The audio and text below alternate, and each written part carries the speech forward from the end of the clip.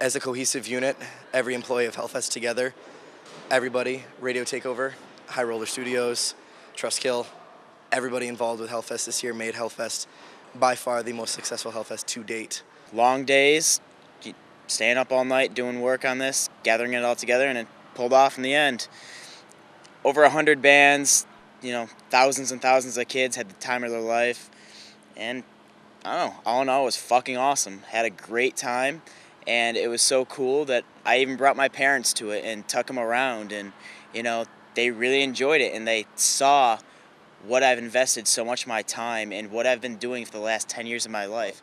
My sort of forte in Syracuse has been the rock thing and the club thing.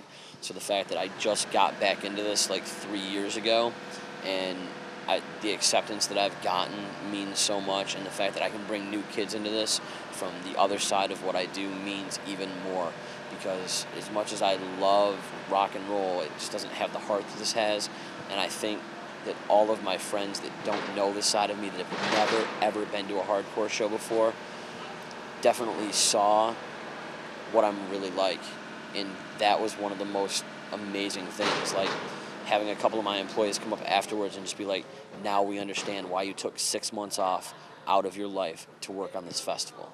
Like that was like tears welling up moment. Like that was fucking brilliant to understand, or to even be able to understand, or to have the kids understand why I do this and who I do this for and who I am here. Because I am a different person at a rock show. I don't care as much, as horrible as that sounds. Like these kids that come to these shows, these kids that support Hellfest and hardcore shows, mean 10 times more to me than any kid that comes to a rock show, because there's something real here, and there's something real that happened here, and 4,000 kids experienced it with me, and it's an amazing feeling. I think we set a new standard as far as concert attendance for hardcore. I mean, you can come here and we still don't have, Hellfest is the 7th year, and we still don't have barricades on the stages, and we still don't have, tons of security kicking kids around and stuff. We set this thing up, it's still drug and alcohol free, and kids can come here and have a totally cool time and do whatever they want, basically, as long as everything's in good taste, you can come here literally and raise hell for 3 days and do whatever you want. You can jump off the stage as many times as you want, just like anybody else. You can meet all the bands that are here hanging out. You can talk to anybody that works at the fest, and they'll totally help you out with any problems you might have. And we listen to all opinions voiced, and we try to take care of everybody. We took emails and phone calls from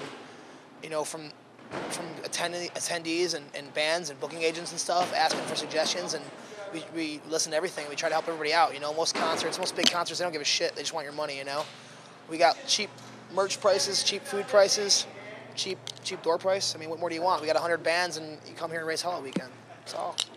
We're not here to please everybody, because if we were here to please everybody, we would have given up a long time ago.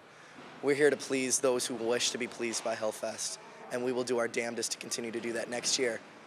Whether we have 100 bands that have the same E-chord, or 100 bands that make you pogo, or, whatever. I'll tell you right now, the dust hopefully won't be in the air, but the feet will be moving on the ground next year. That I can promise you. Closing thoughts are, nobody got killed.